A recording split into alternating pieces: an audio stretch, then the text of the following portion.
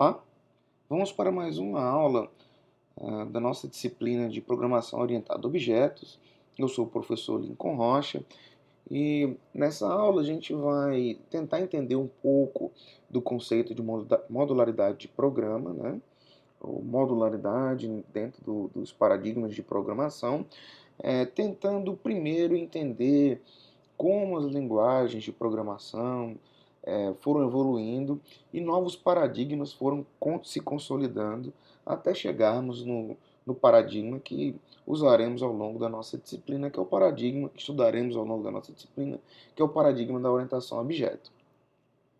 Para começar, vamos observar esse pequeno exemplo, esse trecho de código escrito na linguagem de programação BASIC, e aí eu pediria que vocês dessem uma pausa no vídeo e tentassem entender o que esse código está fazendo.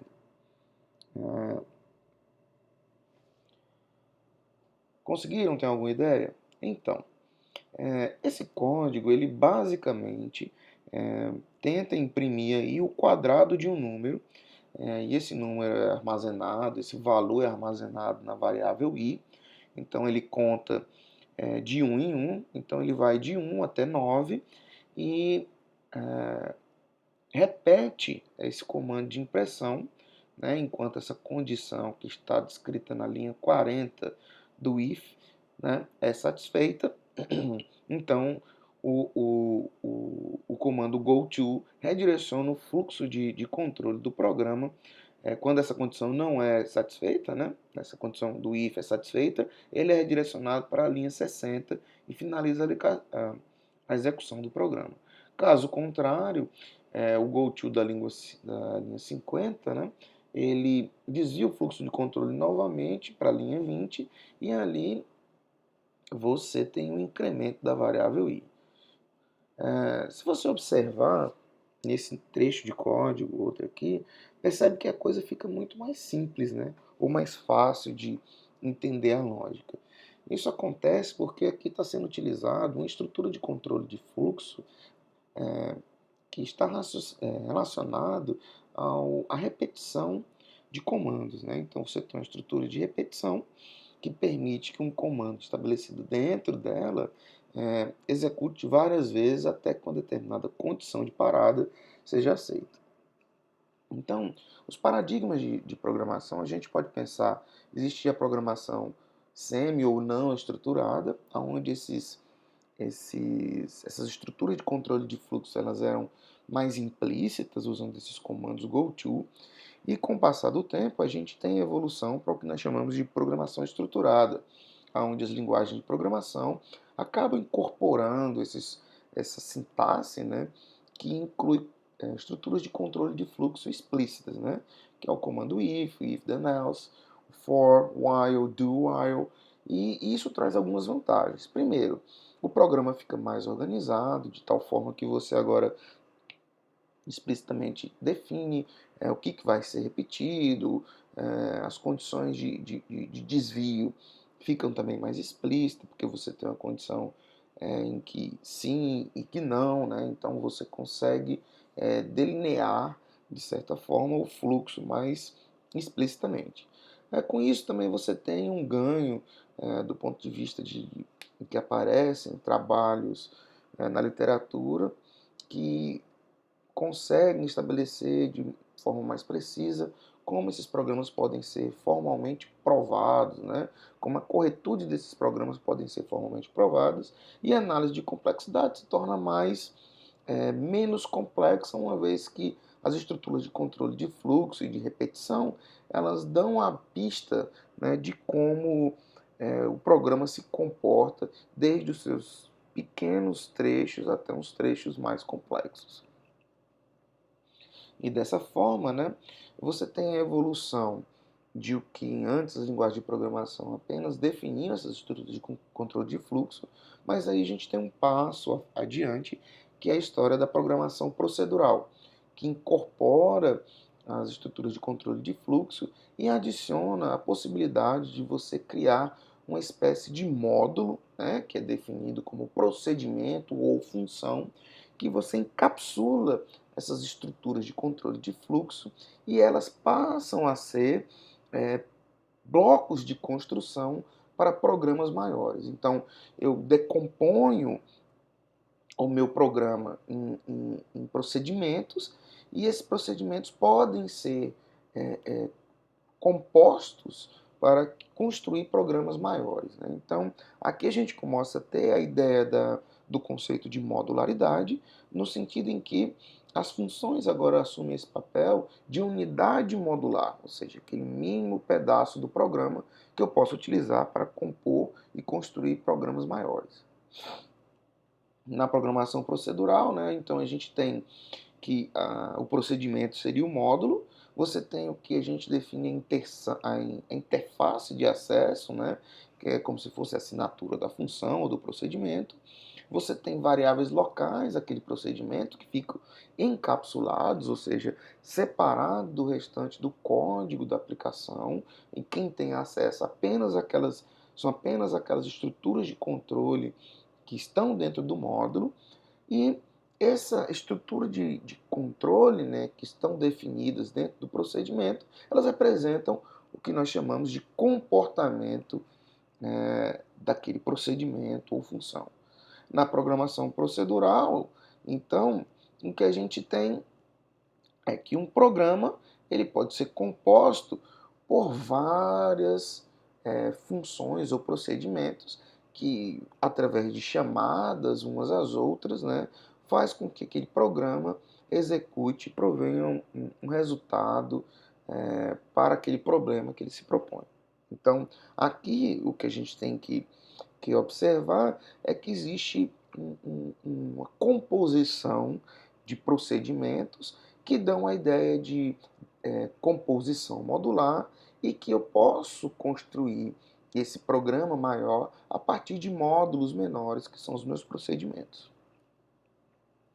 De uma forma geral, a gente pode ter uma evolução na programação procedural quando a gente passa a adotar o que nós chamamos de tipo de dado abstrato, né? Como é que isso funciona? É o que a gente falou ali no slide anterior, é que você tem um conjunto de funções e elas se coordenam para poder desempenhar, né, a função para o qual aquele programa que elas fazem parte se propõe. Porém, toda a estrutura de dado que tem global fica compartilhado por essas funções, o que isso não é interessante, uma vez que essa complexidade acaba dificultando determinados aspectos da programação. Então, quando a gente tem um tipo abstrato de dado, basicamente a gente consegue construir uma implementação que não só as funções, mas também uma parte da estrutura de dados que são coordenadas por aquelas funções que têm propósito específico, elas podem ser modularizadas. Então aqui eu já estou falando de que dado e grupo de procedimentos podem ser, de uma certa forma, colocados dentro de um módulo. E esse módulo eu estou chamando de tipo abstrato de dado, certo? Basicamente, esse tipo abstrato de dado ele provê uma interface de interação que vai ter esse acesso público, que esse então vai poder ser acessado por outros programas, outras funções ou procedimentos, tá? A gente vai tentar explicar um pouco essa coisa através de alguns exemplos, usando a linguagem de programação C, e é onde a gente vai começar mostrando um pequeno programa, né, que implementa o conceito de uma calculadora, e vamos fazer algumas versões mostrando como a gente pode mexer nesse programa com o intuito de melhorar a modularidade desse programa, né? Como a gente pode trabalhar para que ele fique mais modularizado. Na primeira versão desse programa, a gente tem uma versão da calculadora não modular. Trata-se de um programa em C que possui todo o código num único arquivo, que é chamado, eu estou chamando aqui de main.c, né? Arquivo principal.c. E dentro dele a gente tem a descrição do que seria uma calculadora. Basicamente a gente tem um laço de controle, um do while, aonde o usuário do programa, né, a pessoa que está interagindo com o programa, ele digita a opção da calculadora que ele deseja, então um caractere, se é subtração, se é divisão, se é multiplicação, ou se é para sair, né, ou se é soma. Essa opção, assim que detectada, o programa requer que sejam digitados os operandos para executar aquela operação e ali naquela região onde está circulada, aquela operação acontece dentro de um switch case. Então, dependendo do tipo de opção de operação que está sendo organizada, aquela operação é chamada, aquele caso de execução é chamado e a operação é executada. Se for uma soma, o operando A e o operando B são somados. Se é uma divisão, o operando A é dividido pelo operando B e assim sucessivamente. Observe que tudo aqui está dentro de um único arquivo. Para executar esse programa, basta você fazer a compilação, né? Eu estou usando o prompt de comando aqui, usando o terminal com o compilador GCC.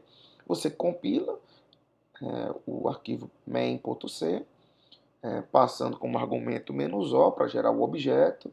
E esse objeto, quando eu faço esse comando, ele gera um executável que é o main.bin, que em seguida eu posso executar usando o comando /, nome do arquivo binário a ser executado. Na segunda versão da calculadora, a gente já vislumbra uma oportunidade de melhoria, qual seja, a gente extrair aquelas operações, né, as operações básicas de multiplicação, de soma, subtração, multiplicação e divisão, do núcleo base daquele código. Então a gente vai tirar aquelas operações, né, e colocar isso como funções, de tal forma que a gente consiga modularizar mais ainda aquele programa. Então, o que a gente fez? A gente criou a definição das funções ali na parte superior, onde está grifado, e passa agora a chamar essas funções ali onde antes fazia-se de fato aquela operação de A mais B, operando A mais operando B, operando A menos operando B e assim sucessivamente.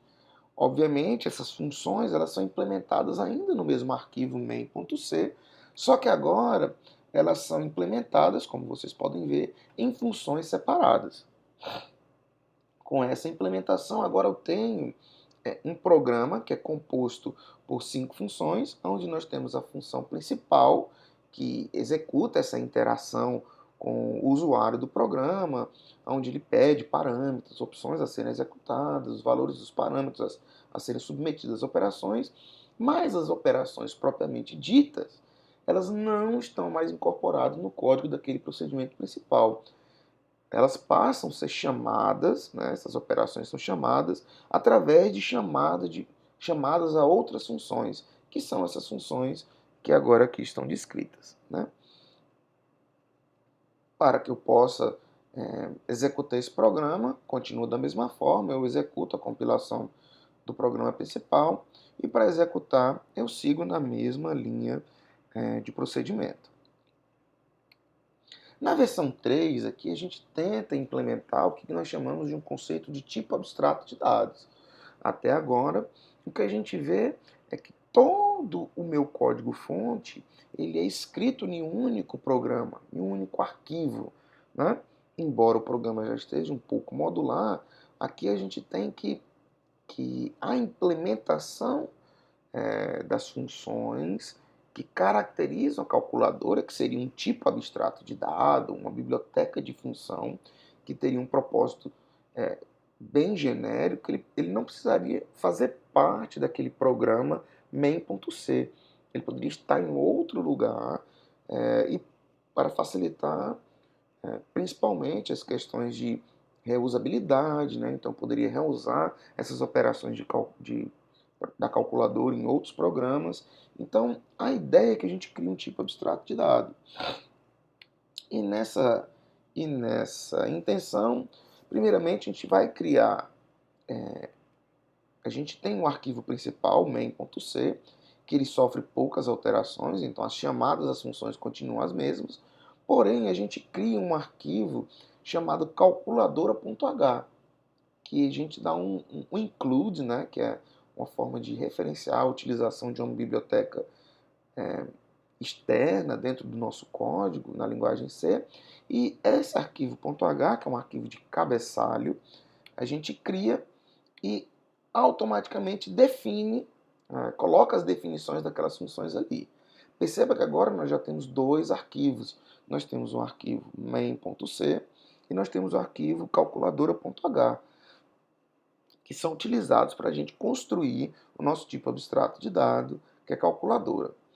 Só que aí a gente precisa de um terceiro arquivo, que é onde de fato vai estar a implementação da nossa calculadora. E aqui nós chamamos esse arquivo de calculadora.c. Nesse momento, agora a gente tem realmente a implementação dessas funções em um arquivo totalmente separado. Então agora a gente tem 3 arquivos, sendo 2 arquivos de código-fonte e um de cabeçalho, que estabelece, esse arquivo de cabeçalho estabelece uma interface entre a implementação das funções que estão na calculadora.c com aquela função principal que se encontra dentro do arquivo main.c. Então agora a gente tem aquela versão mais modular, onde a gente tem a separação, inclusive em arquivo, né, das funções, permitindo que eu possa reutilizar essa calculadora.c em outros contextos na criação de programas. Para compilar esse programa, a linguagem de programação C, ela fornece algumas diretivas. Primeiro eu preciso compilar o meu programa C. Então eu uso ele sozinho para não gerar nenhum código binário, eu chamo gcc-c. E obviamente eu vou gerar aí um código objeto que eu chamo main.o, né? O mesmo acontece para a calculadora.c. É gerado um arquivo calculadora.o após executar essa linha de comando.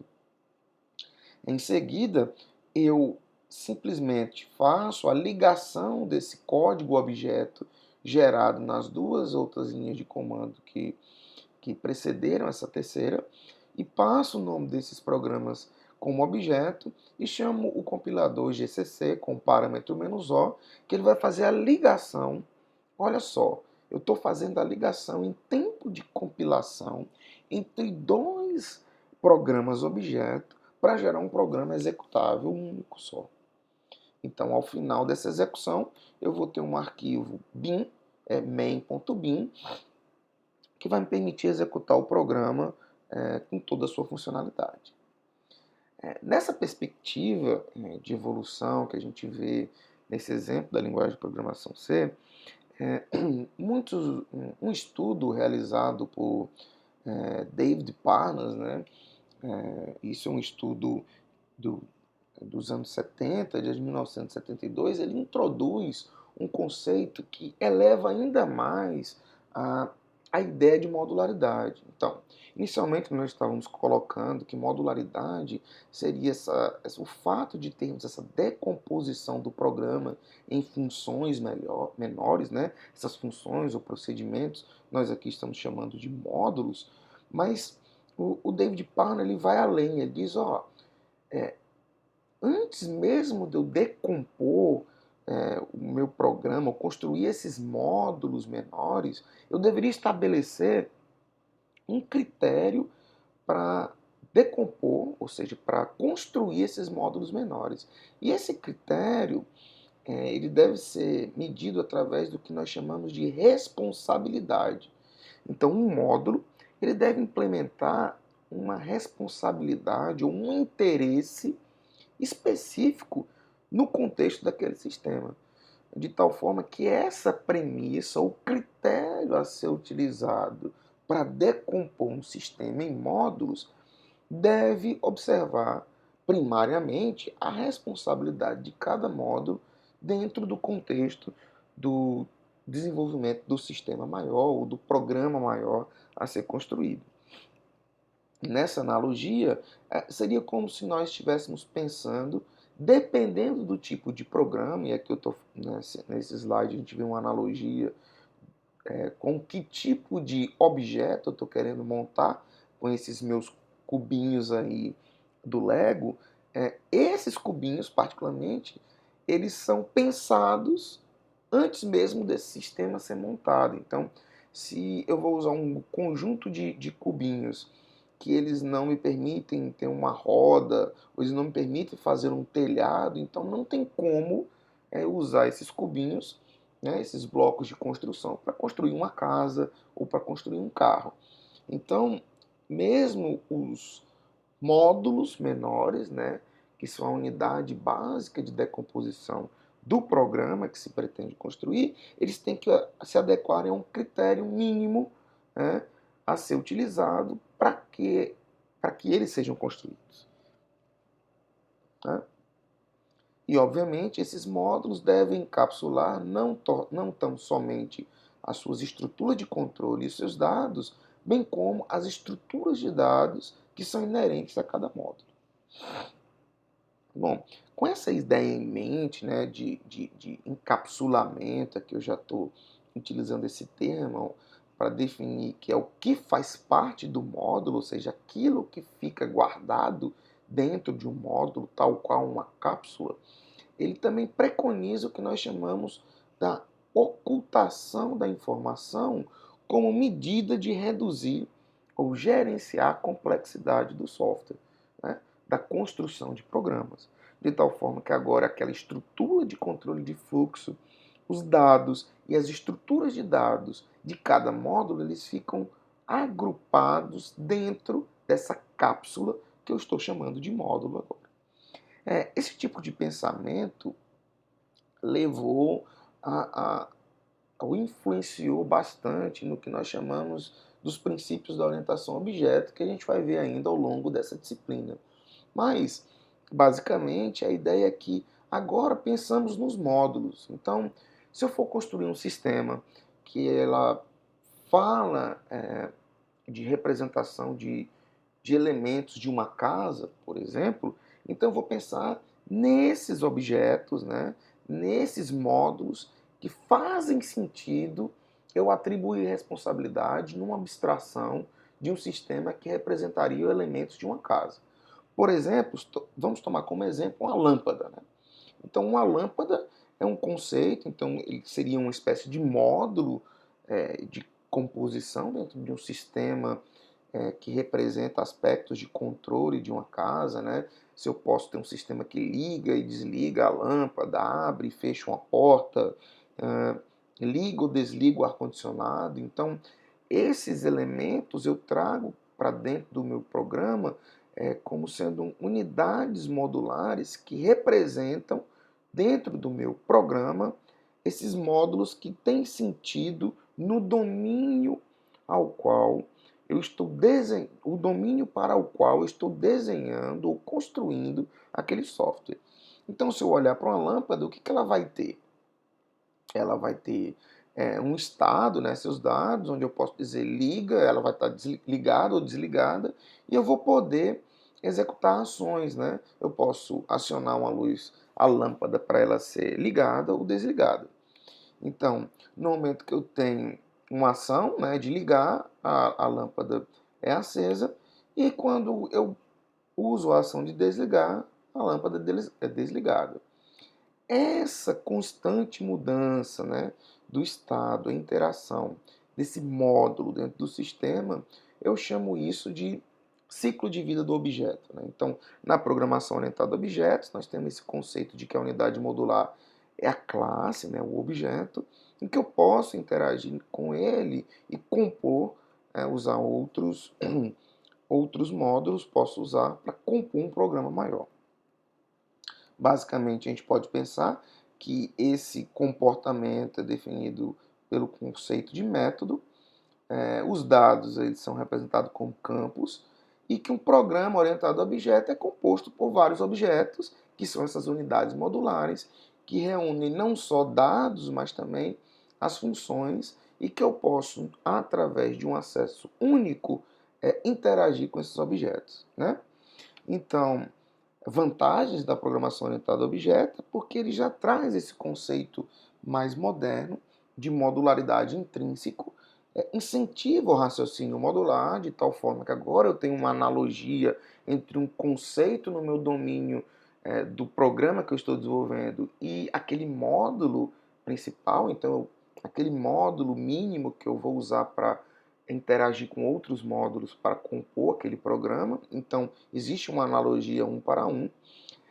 Me permite esconder a complexidade. Então, como eu estou usando aquele módulo, por exemplo, a lâmpada, eu não preciso saber de onde vem a energia, né? Tudo isso aqui é interno à lâmpada. Então, a lâmpada oculta essa informação. Eu posso reusar esses módulos em vários contextos e é fácil eu plugar um módulo ao outro. Em linguagem de programação Java, esse seria o código, né, que representaria uma lâmpada, né, assim, de uma maneira simples. Né?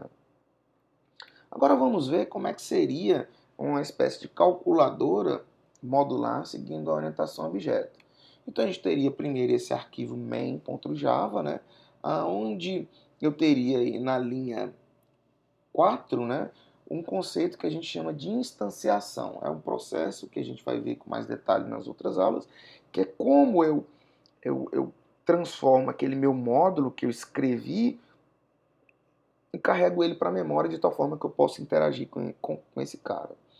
E nos dois comandos subsequentes, né, aí são comandos de impressão, aonde eu mando, por exemplo, eu pego o calc, que é uma variável, e ela referencia na memória um objeto do tipo calculadora. E aí eu posso fazer uma invocação nessa calculadora para um método, né, uma operação específica dentro desse objeto, passando os parâmetros. Então isso acontece na linha 5 e na linha 6. Observe que essa instanciação ele é um processo básico para que eu obtenha uma referência para um objeto na memória. E, obviamente, você consegue perceber que a calculadora em Java ela é uma classe, né, que a gente define, uma classe de objetos, e aqui ela encapsula as quatro operações mínimas aí. E aqui eu consigo referenciar todas elas através de uma instância da variável calculadora. Em Java, eu posso fazer a compilação do arquivo calculadora, usando o comando javac, que é Java Compile, e eu gero um executável em Java que chama-se bytecode, nós vamos discutir isso mais à frente. Eu compilo a classe principal e depois basta eu chamar o Java, que é o interpretador da linguagem, que ele vai executar o programa. Bom, chegamos ao final da nossa aula de hoje. Espero que vocês tenham gostado.